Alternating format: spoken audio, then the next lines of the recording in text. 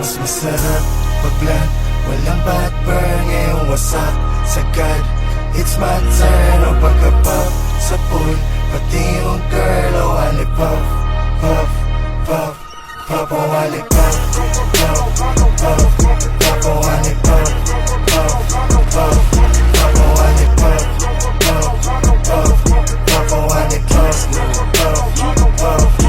O wali Feel my vibe, asan yung vibe? Kita ang kita ng hindi pangkaraniwan.